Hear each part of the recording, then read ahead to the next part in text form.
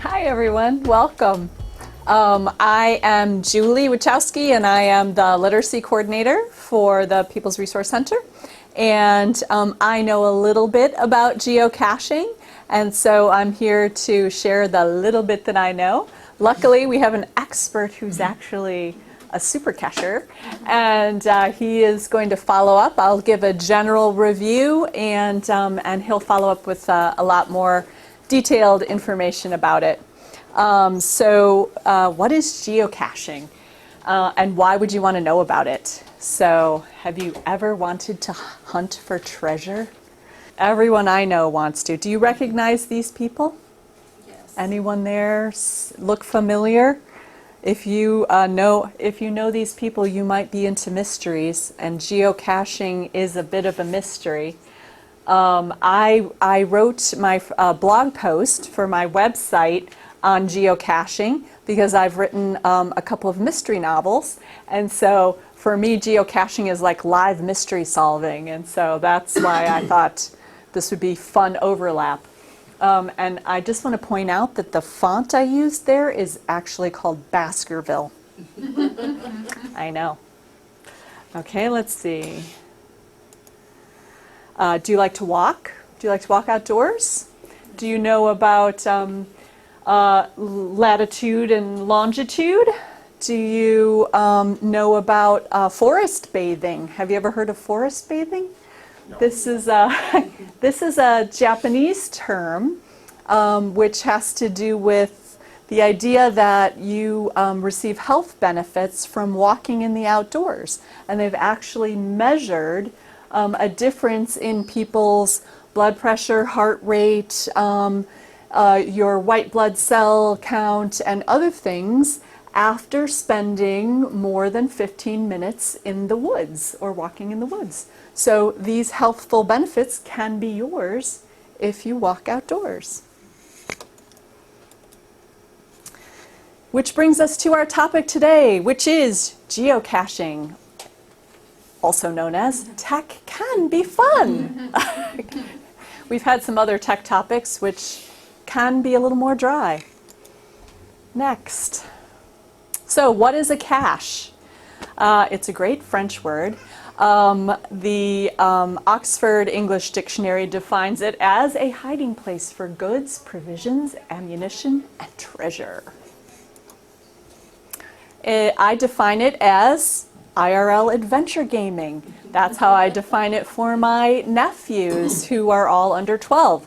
IRL is in real life, in case you don't speak the lingo. In order to do geocaching, you need a GPS device, you need the coordinates to the cache, or you need a cache app loaded on your phone. There are 2 million active geocaches in 185 countries all over the world. This logo, by the way, is the main geocache website. So there's more than one app for geocaching. Groundspeak is this one here. That's the main one. But there are a bunch of other ones. Geocaching Buddy. If you are on an Android phone only, you can use CGeo. All of them have basic memberships that you can load on your phone that don't, that are free, that you don't have to pay for. So that's redundant. But you can play with them to kind of get a feel for what you like better.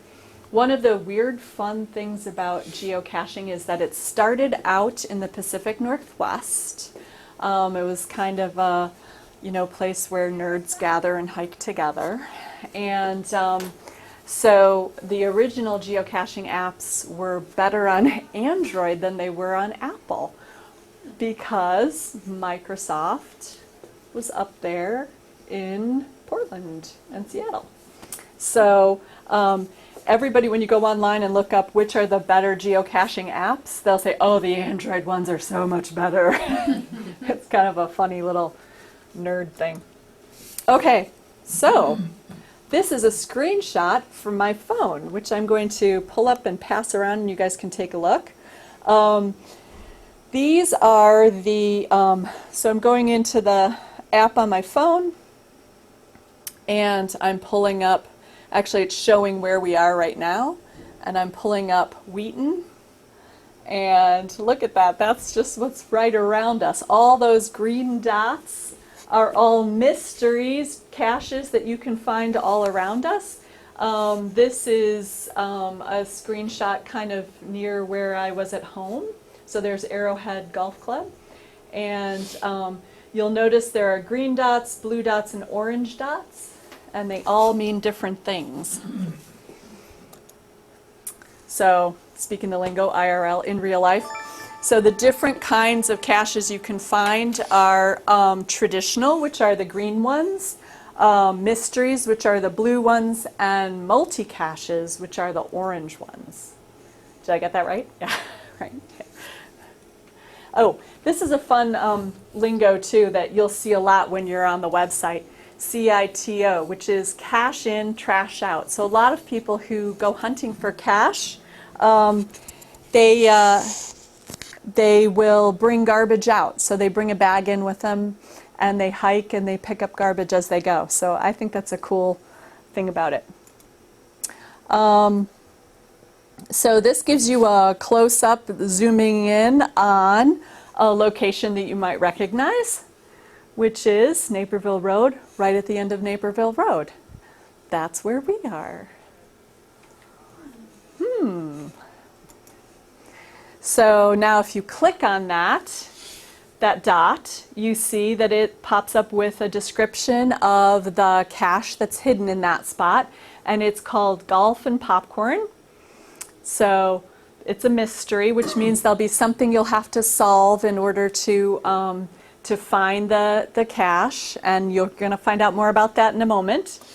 As you click onto it to find out about, you find out more things about the cache. So the things they tell you include the difficulty, the terrain, and the size. And the difficulty and the terrain can range from 1 to 5. 5 is very hard. 1 is easy. So this is a 2 difficulty, so not too bad. And this is the terrain, and then this tells you the size of the cache. So, and there'll be some kind of description. So the size can also range, and this is explaining what the ratings are. So it's relatively easy to find within 30 minutes is like a 1.5, that's to a 2.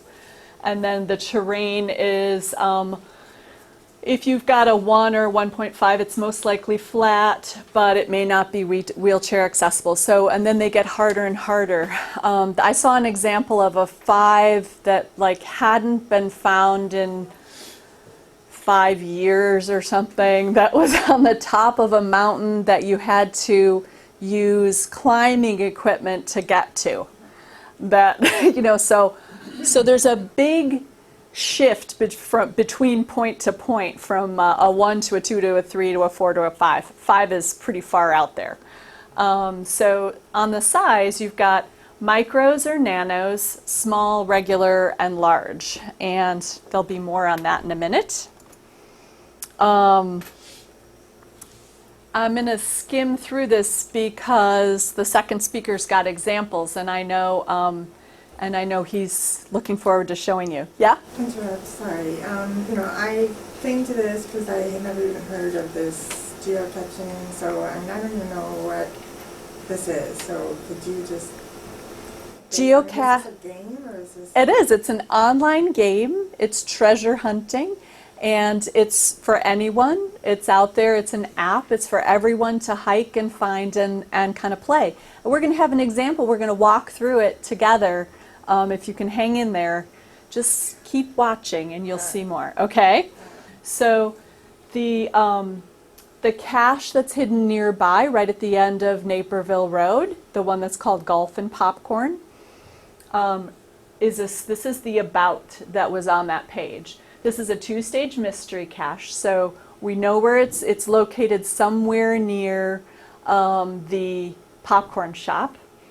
In front of the mini golf hut are lots of bricks with words on them. Find the brick with the popcorn shop on it. Fill in the missing numbers in the coordinates with this brick. So The geocaching has to do with using latitude and longitude to find the mystery treasure. So this is going to give us the latitude and longitude to find the cache. We have to solve the puzzle because this one's a little harder. The cache is a micro size that is magnetic, and be sure to put the lid back on tightly. So micro size will mean it'll be about the size of a bolt, a small bolt, and it's magnetic, so that means it's sticking to something metal in the area. So you also know that you can find the cache somehow by looking for something metal in the area. So you go basically hunting treasure, just like Treasure Island. So if you go out to that spot in front of the hut where the mini golf is, and you look at the bricks in the ground, there are words on the bricks, and you'll see, you have to look around, and then you find this brick that says, oh, the little popcorn store. So if we go back, you see it says fill in the missing, the north 4 degrees, and then the second number here is the number of O's in the last word. So there's 1 O in the last word. So this will be north 41. Get it? Oh. And then we'll use that to figure out how to find the treasure. So these are examples or pictures of different kinds of things that a cache could be hidden in. So there's a big box, which is fun, and we've got some real life examples you can see here. They've put little treasures inside of them too, and they call the little treasures inside of them swag. And so you can find swag, and if you see something and if you bring a little something with you, you can switch it out. So you bring one and you leave it in there and you take something out. So if you go like with a kid and you go caching, and you bring something like you'd get in the basket at the dentist's office, you know, a little monster finger or a ring, that kind of thing, you can find the cache, open it up, and then take something and leave something. Now, I've heard stories that when this first started and people were first learning how to setting up the geocaches, it was a pretty small local, thing. I've heard stories that people would hide like gift cards for Starbucks for $50 and stuff like that, and whole smoked salmons and things, you know. So. But we've kind of passed those days, and now everybody's down to cheap junk and, you know, Mardi Gras beads. But it's still really fun, and you can see sometimes people get really crazy, creative about how they hide them. Some of them look like you might find in a little army, sort of survivalist kind of gear. And some of them are more, you know, hidden in sort of a weird, clever box or something you might expect to see in the woods, but maybe it's a little off. I've seen these built out of Legos. And in order to get the door open, you have to figure out the mystery to the lock that's inside. To pop the door open, there'll be like a clue or a mystery that you have to solve, a puzzle, in order to get the combination to pop open the door and then get the treasure inside. It's pretty fun. Okay, so when you finally find the cache, you log it, and you can log it in 2 ways. You log it in a little paper log usually that's inside the cache, and you also can go online and people type this in, thanks for the cache. So you'll notice that everybody has these handles. And I think that's you, isn't it? That is. And what a great segue to our next speaker. Great day for caching. Look, 722. He just found it last month. And that's the golf and popcorn cache, which is right out the door. How fun, huh? Okay, so thanks for the cache. The cache location is actually, GZ is ground zero. A smiley is, thanks for the smiley, people will say sometimes too. That means finding the cache. And then these are sometimes inside the cache box besides the cheap Mardi Gras treasure. You might also find one of these. And these are called trackable coins. And they're like when you're leveling up 2.0 cache person, you can log these and then carry them to the next cache you go to and put them in a new box. So trackables then get logged everywhere they're found and they move around the world. And when you put a trackable in, you get to watch where it goes. So it's kind of like a chain letter, but you're participating in it for fun. And you're not being guilted into the chain letter rules. And that brings me to the end and the handoff, and we can turn over the presentation to GeoK. My name is Pat Kennedy. My handle is GeoK. And what we have here is the textbook definition for geocaching. What we have below it is the definition that I prefer to use, a scavenger hunt. If you say treasure hunt, it's a little, you give the wrong impression. This is not really about money or anything of high value. But my name is GeoK, and I've got some friends with me. This is Mandy Camp. How long have you been in it, Mandy? 10 years. 10 years, and how many caches do you think you have? 4,700. Okay. And air guide, you? Air guide? How many? I've been in it 8 years also, and I got about 7,200. Great. And Carl? I'm CW Waffenlager, and I've been in it about 5 years. I've got almost 10,000. Wow. I was, they mentioned the word cache is a French word. Waffenlager is a German word for cache.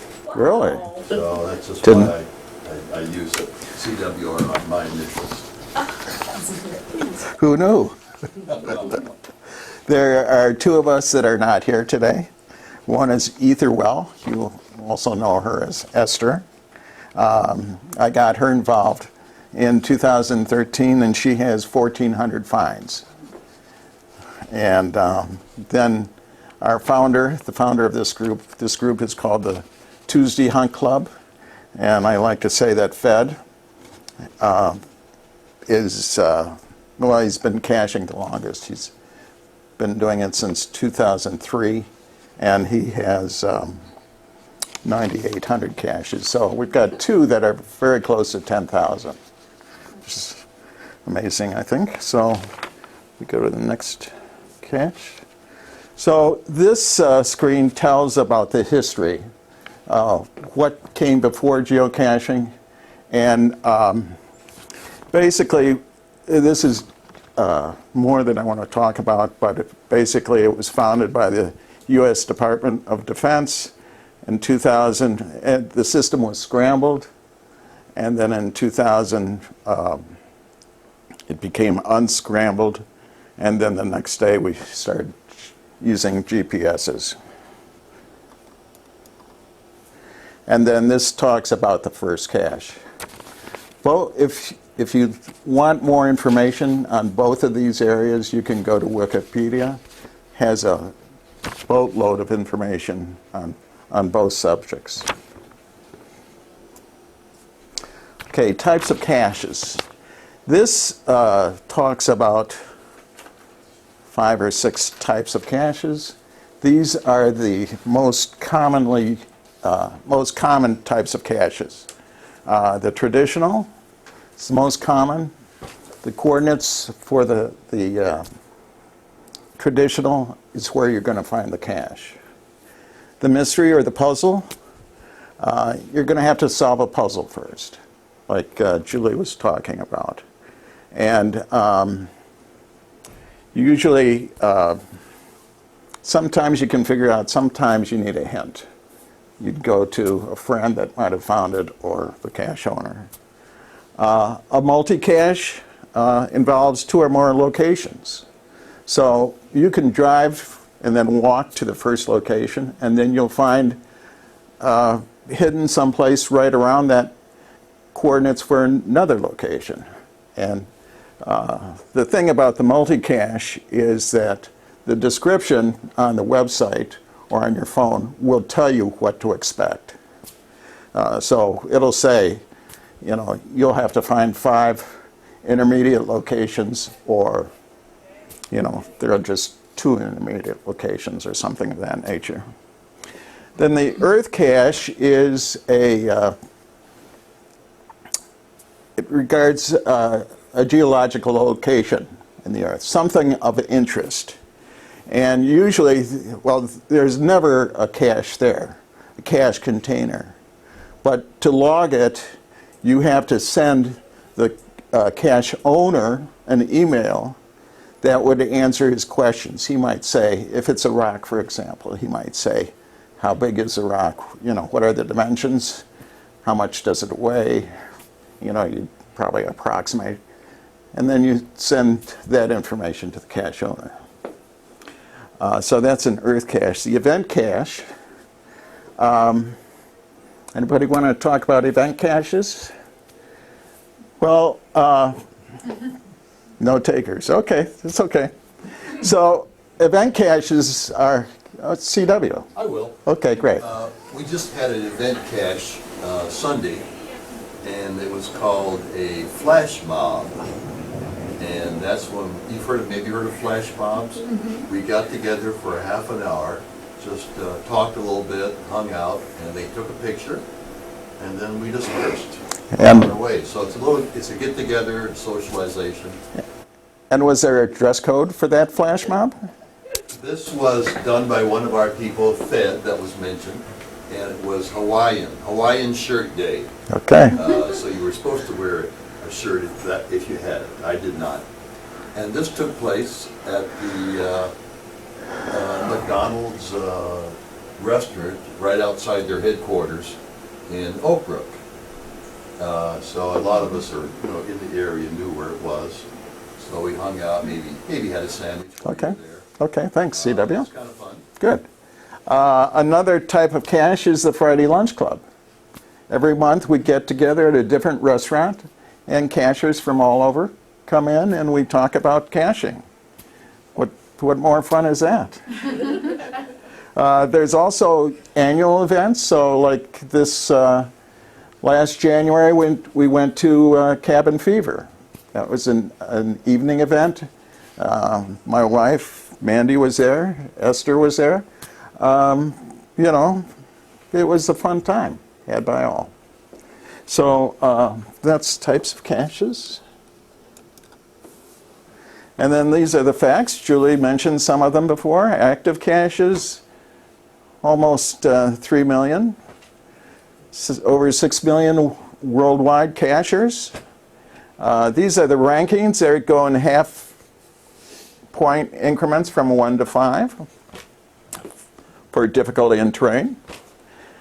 The difficulty 1, terrain 1 is for handicapped people. And then stats. Stats come in all sizes and thoughts. We collect all states. We've gone on trips to collect states. All calendar days, all combinations of difficulty and terrain. So there's 81 of those. I personally have done 61. So I've got a few to go. And then size of caches are those Julie indicated.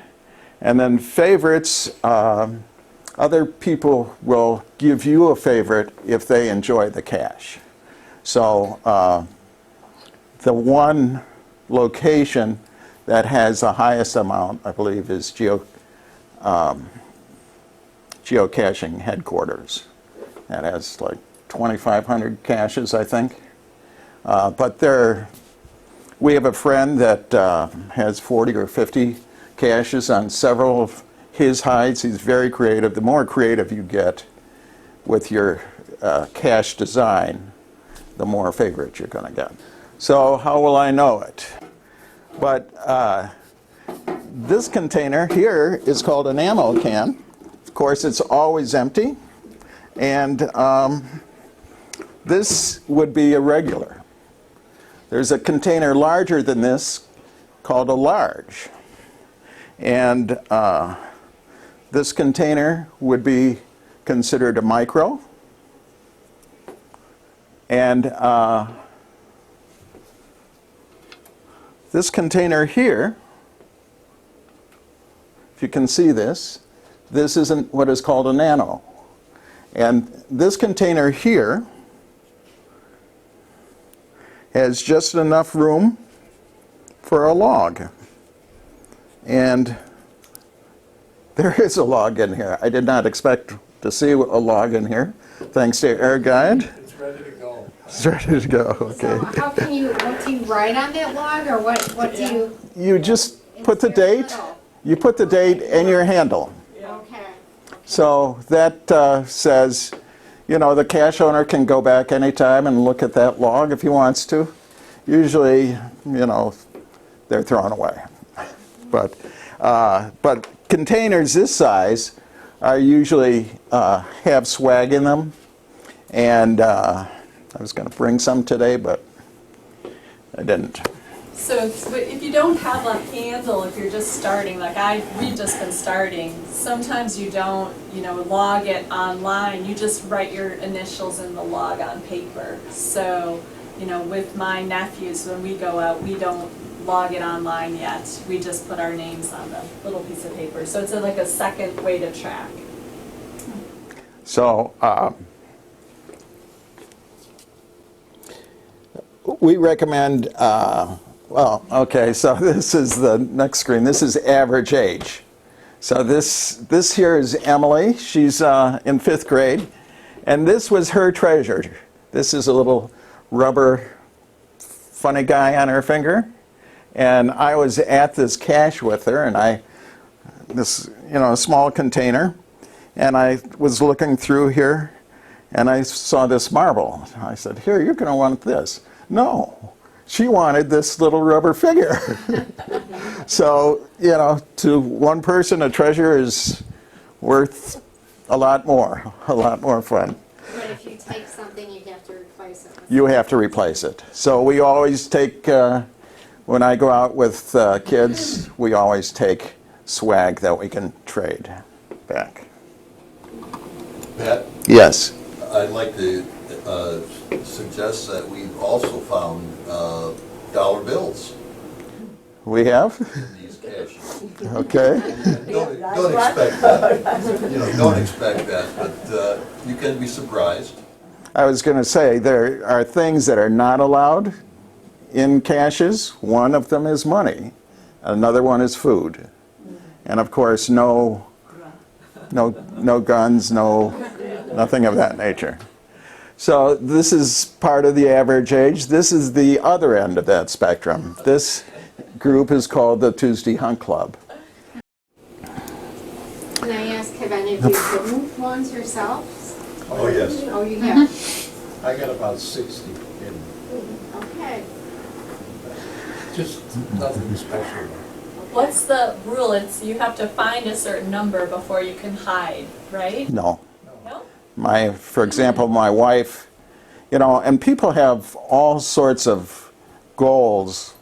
Some people just like to find a cache a day. There are people out there that have found 1,100 caches, one every day, no skips.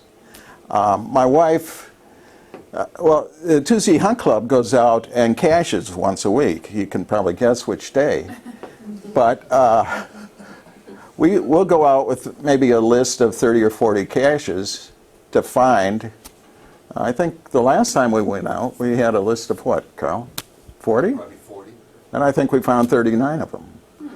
So there's that. My wife, for example, though, has she does not like this group activity of going out and finding caches. So, but what she has found is that she likes to hide caches.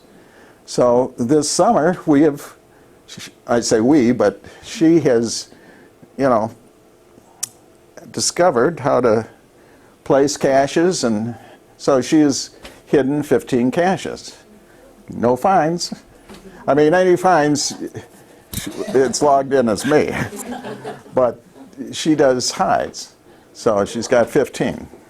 Let me add, Pat, that Sure. one thing you should do when you hide caches is put them fairly near to where you live or work, so you can maintain those caches.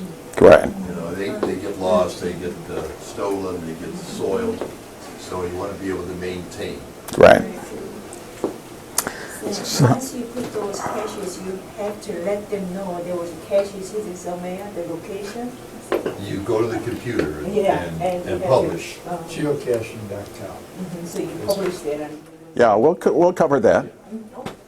So this is the equipment that you need.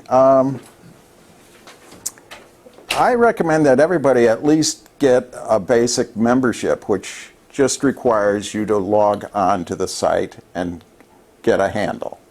You know, think of a name you'd like to call yourself, and then stick with that name. And then after that, once you have that name, then you can log things online.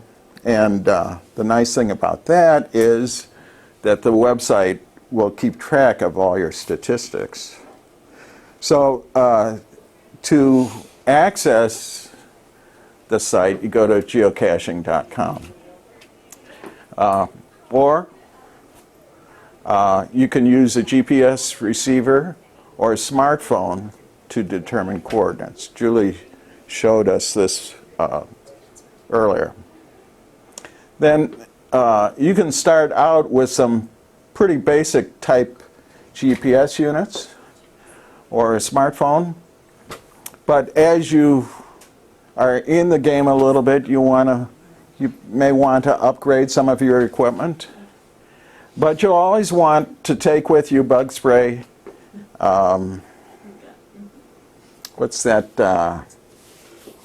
Sunscreen, sturdy shoes, gloves, and whatever else you might need. So that's basically the equipment. Let's see, let me do this. Okay, this is GeoArt. And it's easier to explain GeoArt if we look at it than if I talk about it. But every cache has a web page. So I'm going to go to one web page. I'll do this one first. Cool, I had never seen Let me sign in here. the art. It's amazing. This is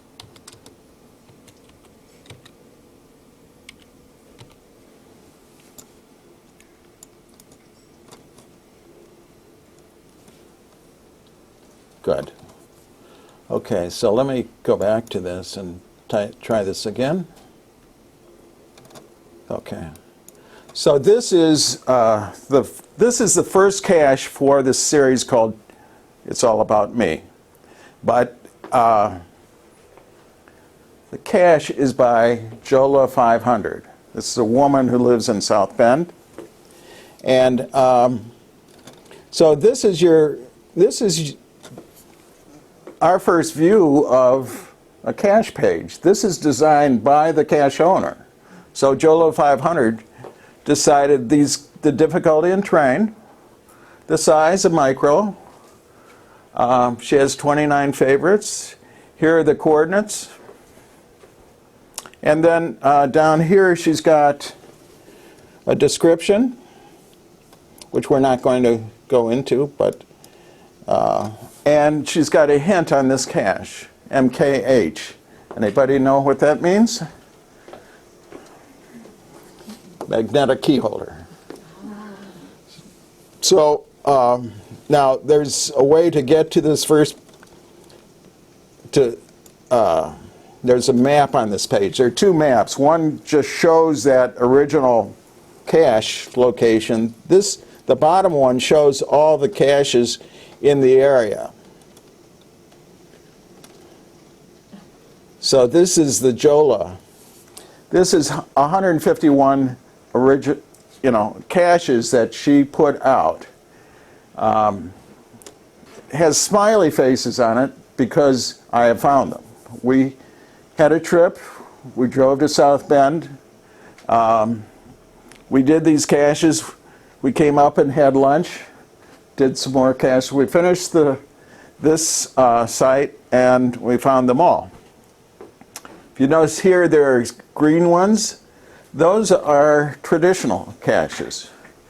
And these were traditional also. So that's Jola. Okay, now the next one is the cardinal. This one I thought was defined for the state bird of Illinois. It's in Edwardsville, Illinois. So when I click on this,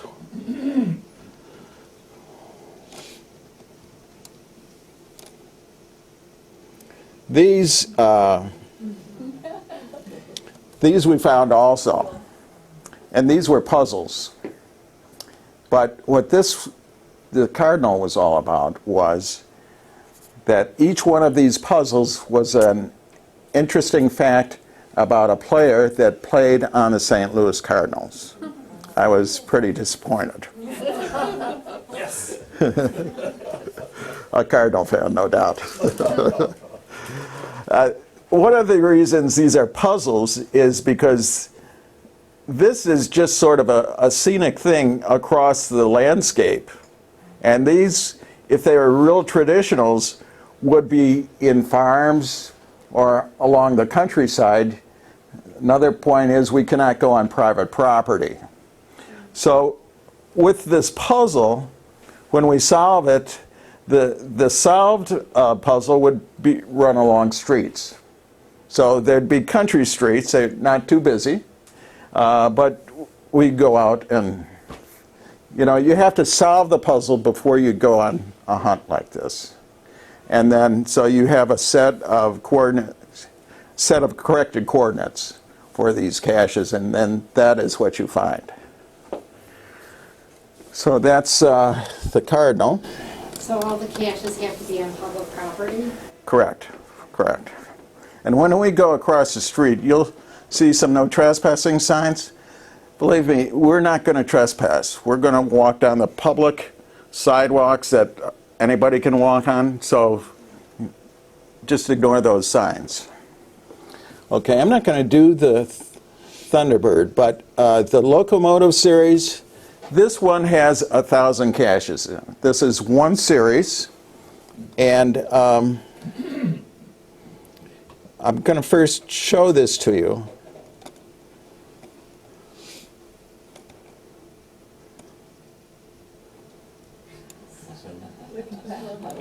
So there are 1,000 of these in the ground. These are traditional here, and these are multis. The yellows are multis. And this is south of Boise, and this is in desert country, high desert lands. And so there are country roads that come into various spaces, and so you can get to various parts of this. And I saw some logs posted for this, and there was this group of 7 or 8 cachers that went out just to solve this. They did it in 8 days. And they had pictures of parts that were done. So this would be smileys, this would be all like this. And then they had a different part, so they had 2 parts done. So it was kind of interesting. Thank you. If I go to this cache on the website, every one of these caches has a picture of a locomotive, a different locomotive. There are 1,000 pictures. So this is the development that some of these caches go through. Somebody, it was a team of people, I'm sure, that sat down to put this whole series together. But it's an amazing series, 1,000 caches. May I ask? Yes. For something like that, would someone, okay, so the original person that, It was a team of people that, okay, the team that- of people, they put these little pictures of the locomotives in each of the cache. But if someone comes to find it, would that person then take the picture? no, basically, where you see the picture is on the website. What you would see in the ground is maybe a container this big, and it would have a log in it. So if you get to the cache, you would sign the log, and then you'd mark it found on your GPS, or you'd mark it, you could log it online. You either log it, Esther uses a phone, so everything she finds, she logs on site. For us, we don't log it on site, but we have a list that we make sure we know what to record as a find. So the website does not, the website has the pictures and has the write-up about it. The cache itself, so that's the website. The cache itself only has a log. And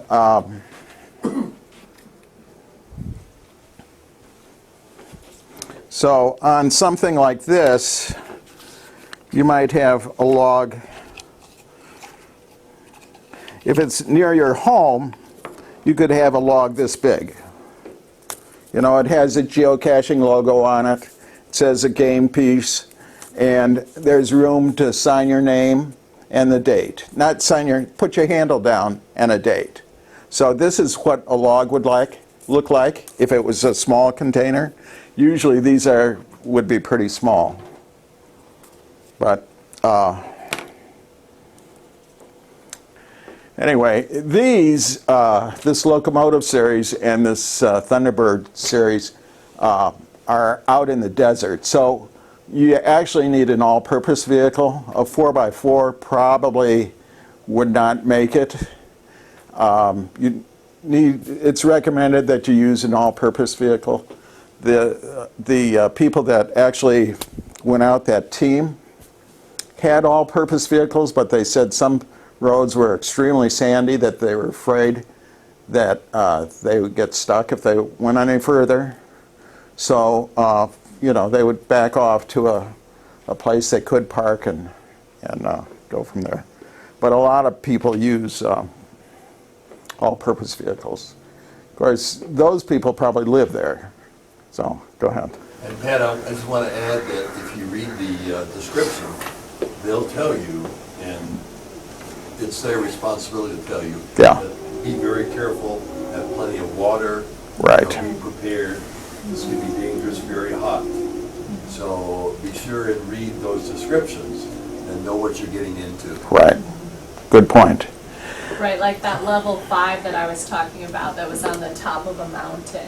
It was described, yeah. You needed climbing gear that could get you to X number of feet and free climb gear and stuff like that. So Okay, the last one here is ET Highway.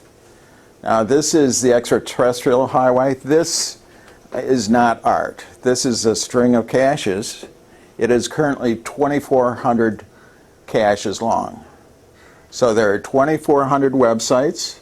There are 2,400 caches. And they're all on these are probably, well, I'm not sure whether these are on a road or... Yeah, they are. Are they on a road? And the story about this series is that it ran from between two towns. And there was a steady stream, 2 or 3 people a week maybe, coming through doing this series. And the highway department wanted these removed, and they removed it. And then the townspeople, wanted them back because it was providing business for these towns. Gas, restaurants, hotels. So it's back in business.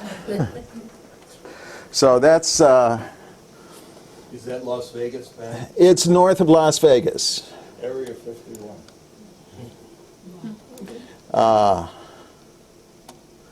Las Vegas is, it's down here someplace. So anyway, I'm going to get rid of this. Can you give us some examples of some interesting places you found caches?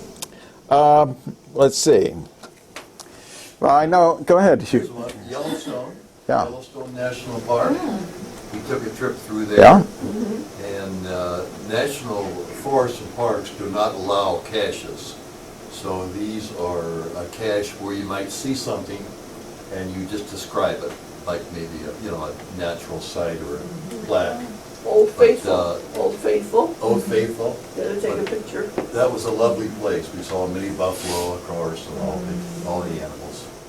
On one of our trips to the East Coast, I didn't know what the park was about. We went to this park and we drove around this fence and into the parking lot. And there was a building there and there was a pond of water. And in the pond of water, there was a World War II training submarine. And this training submarine had been used in development of various systems by the Navy during World War II. And now it was here, and you could actually go on this submarine and go through it. It's quite interesting. That was one of my favorites. Have any favorites, Mandy? I like Papa Swedes. Papa Swede. One that I might mention is, well, he made birdhouses. I think we saw a picture earlier of it. And one of them he put in the woods. And you come to open this thing, and all of a sudden, you hear the noise, and you have to shut it. Well, you open the bird cage, the birdhouse to get the log, and you shut it to shut the thing up. But that was a surprise. Okay. So these are some of the references I've used. What is geocaching? This is a YouTube site. 5 containers in 30 seconds. That's an interesting one. Geocaching 101. This is on the geocaching website, and it provides all you ever wanted to know about geocaching. I probably didn't go there for the first year. Glossary of terms. If you don't know what something means, you can go here. If you want to go to YouTube and see the official geocaching videos, search for by geocaching. If you search just for geocaching, you'll get everybody's, but this will be just geocaching.com's. And the events calendar, that's on geocaching.com. And that shows a calendar, a worldwide calendar of events by day, and it's a very nice reference. So this is basically the process. So like we're talking maybe how Judy, my wife, would hide it. So she would develop a container, specific coordinates, a logbook and swag. And then she would log it on geocaching.com with a name, difficulty terrain, type, size, and a detailed description. So that's, you hide it, you create this cache, and then when you're done making all your changes, then a volunteer would review your changes, approve it. If he approves it, it's published. If not, it goes back to you to make corrections. One of the other things about caches, they cannot be closer than 1/10 of a mile. Sometimes that's pretty hard to accomplish. And then once they're published, it's on the website. So the cache is on the website. So then anybody in the world can see them. And so, you know, people put in, like I'll go there now and I'll put in our zip code. So right here. This is the home page for geocaching.com. I'm going to put in 60187. That is Thweeton's. Okay, so this is an intermediate page. It says map these results. That's what I'm going to do. But it's going to show 1,000 of the 2,200 caches in this area.